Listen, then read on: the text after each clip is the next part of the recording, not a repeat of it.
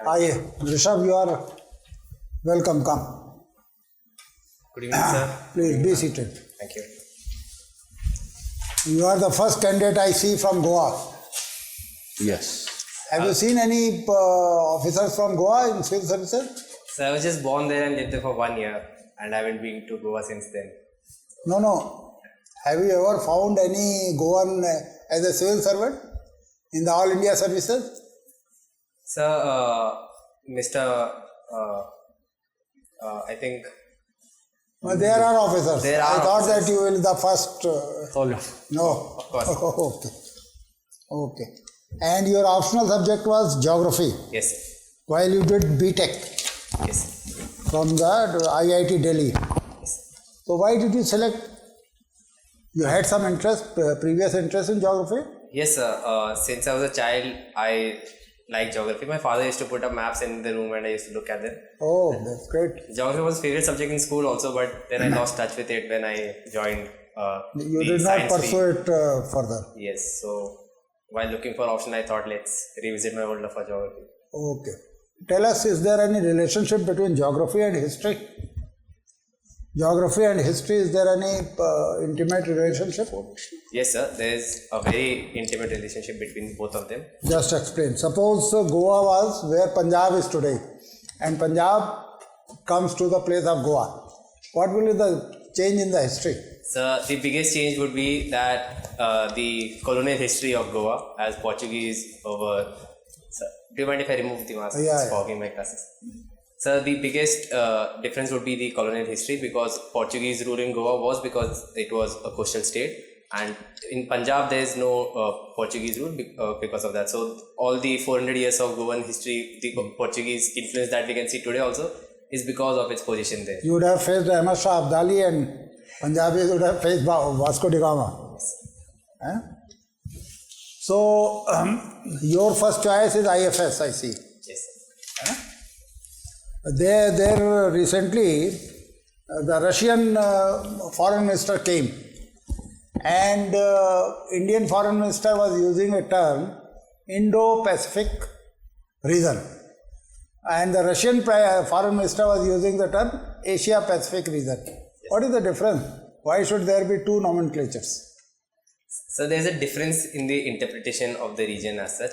Indo-Pacific, the term Indo-Pacific signifies the dominance of India, the presence of India in the region, and it's more India-centric, Indian Ocean-centric, whereas the Asian-Pacific concept is more Pacific Ocean-centric. So Russia, there are... Why should Russia oppose it?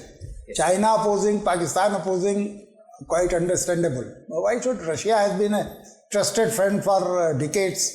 Why should it oppose?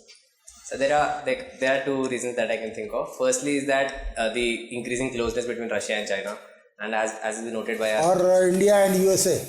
and India and USA as well. Russia and China were close during communist regime, much more closer. Yes, sir.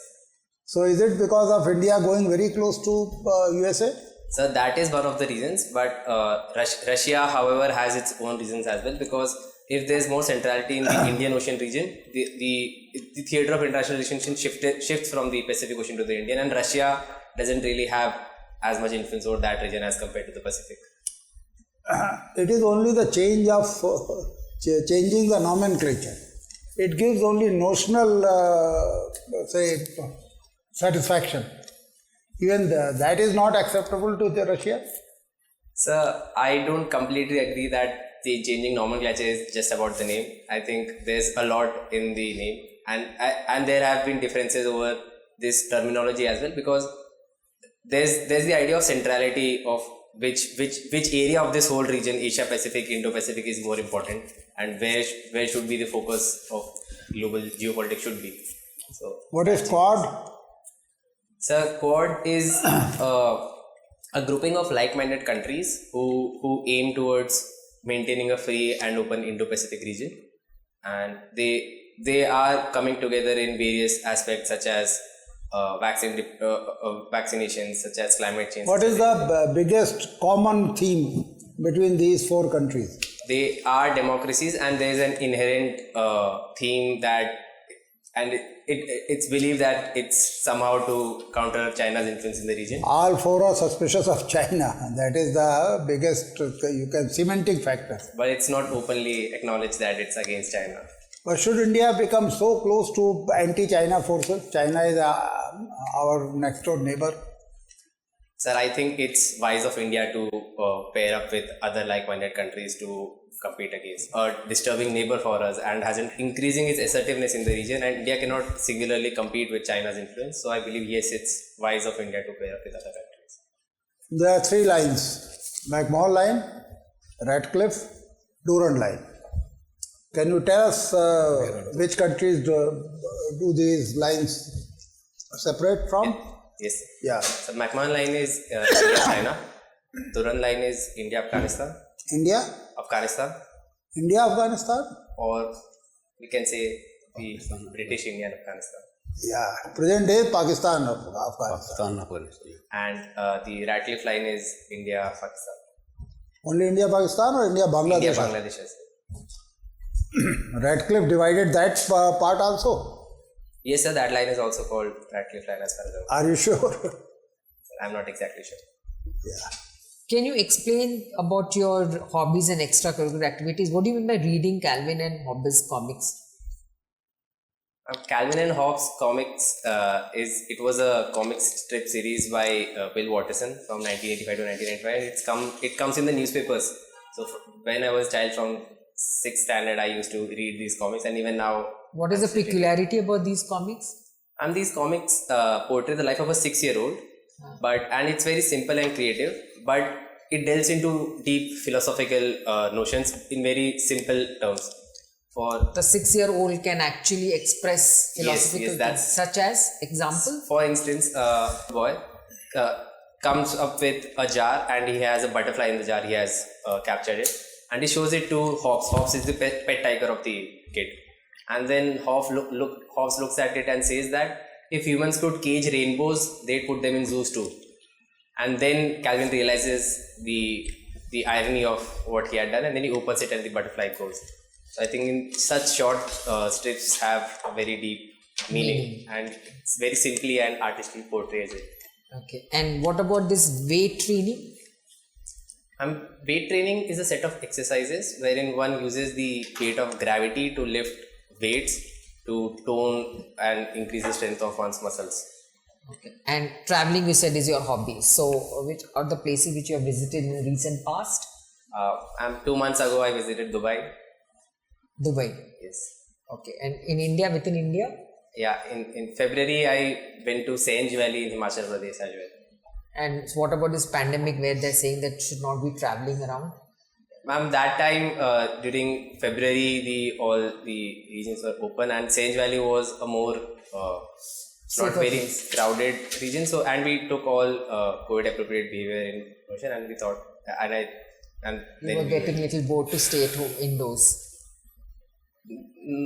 That was one of the reasons, but it had been a long time I hadn't went out to go. So, what do you have to say about this online teaching, learning and teaching process?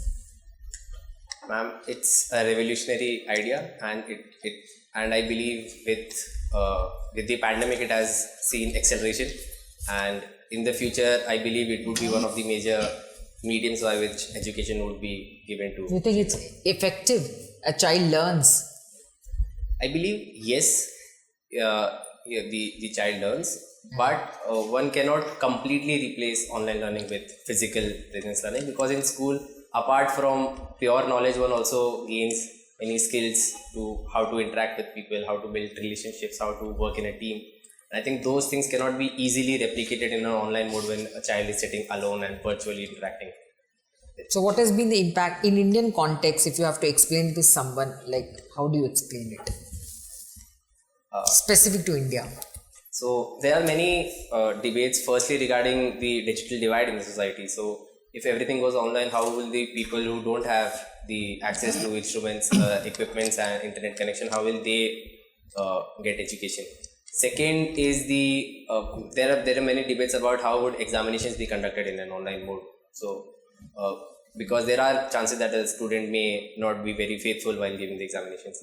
So I think there are many sides that need to be looked upon, and I think that I think this is something in the future that we would be pursuing, and I think there's huge potential. Scope for this. Okay, one last question. 10th class boards have been cancelled, but whereas the 12th class boards they said will be conducted. Why? Significance of 12th class boards?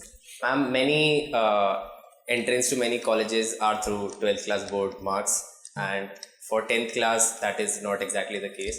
I think that is one major factor due to which 10th was cancelled, and there were announcement that the marks would be distributed by some mechanism that the board will notify later, but 12th class was postponed.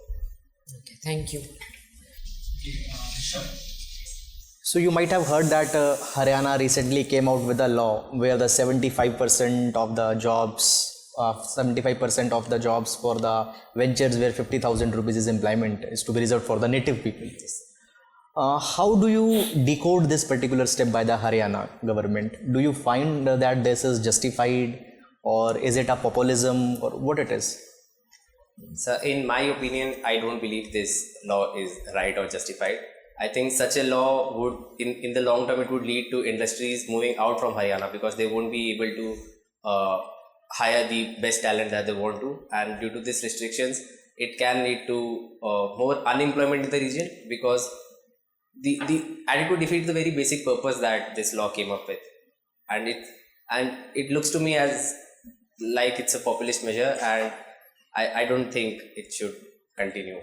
Okay, so we can call it as a politics of nativism. Yes, sir, it can definitely be called that. Rishabh, have you heard that government recently came out with vehicle scrappage policy? Sorry, sir, I don't. Okay. What do you mean by platform economy? Uber is a good example of this, wherein it connects drivers and the riders who want to go.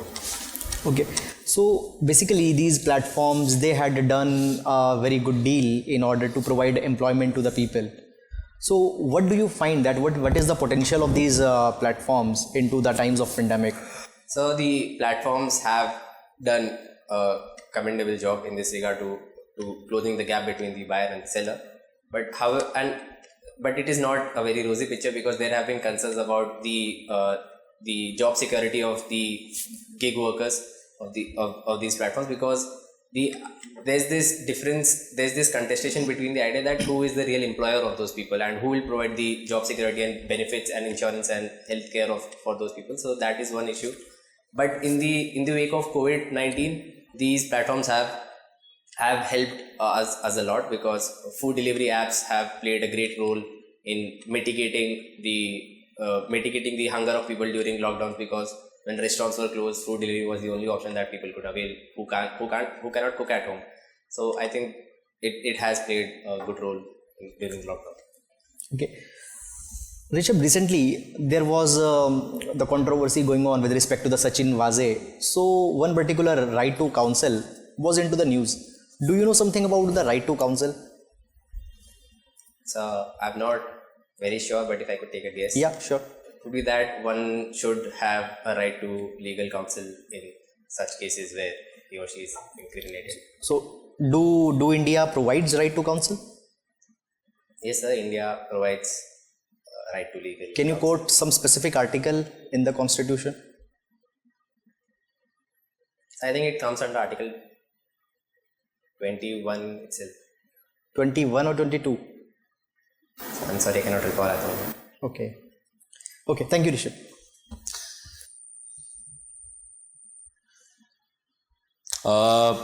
Regarding civil engineering, a lot of civil works are there. Digging, making something and then putting up something. And again renew that civil works. Taking out again, and it is generating waste. And huge waste is there, it is getting piled up. How to deal with that particular construction or civil waste? So, as you rightly noted, there is a life cycle for any civil work, after which it has to be demolished and a new structure has to be put in place. And it is a very big challenge what should be done with the rubble. So there are many ways through which it can be dealt with. First would be reuse of the same material, because there are many times that there needs to be filling done in the foundation. So this sort of rubble that has been procured from the previous structure can be used in filling of the foundation, and it would be very strong as well. We won't have to source rocks from outside, and it would be economical. Second would be the iron structures of the structure that we demolished. Those iron parts and pieces are again reusable and recyclable, which can be given back to the scrap industry, and it will go back into the economy. So I think these are some of the ways that we have to reuse and recycle these things, and it would be good for the environment as well and good for the economy. Using bricks and something like that out of this. Yes, sir. And for that, it needs to be kept in mind that the demolition should be in such a way that they don't break the bricks; they remove them one by one.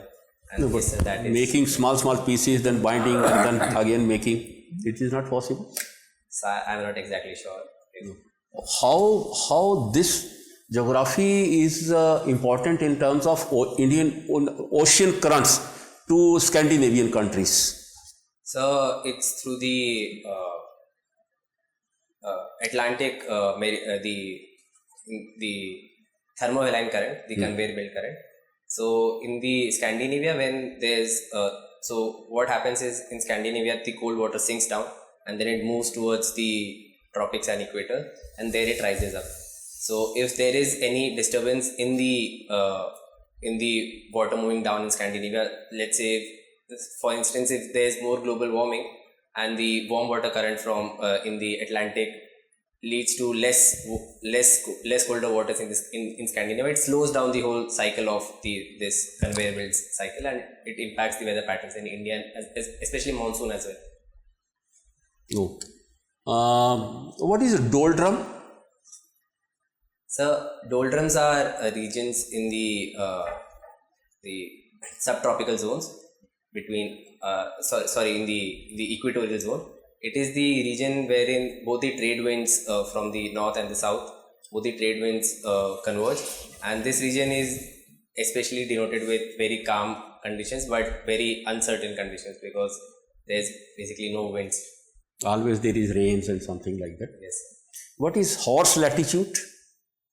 So horse latitude is in the subtropical region wherein there's around 30-35 degrees, and it's given this name because again here there are lack of wind, so it's given this name because when the ships were going from Europe to America and they came through these regions, since there was a lack of strong winds, they used to throw away their horses and horse feed into the sea to make the ship lighter so that it can travel by low winds also. Therefore, it's called horse. And what is roaring 40s?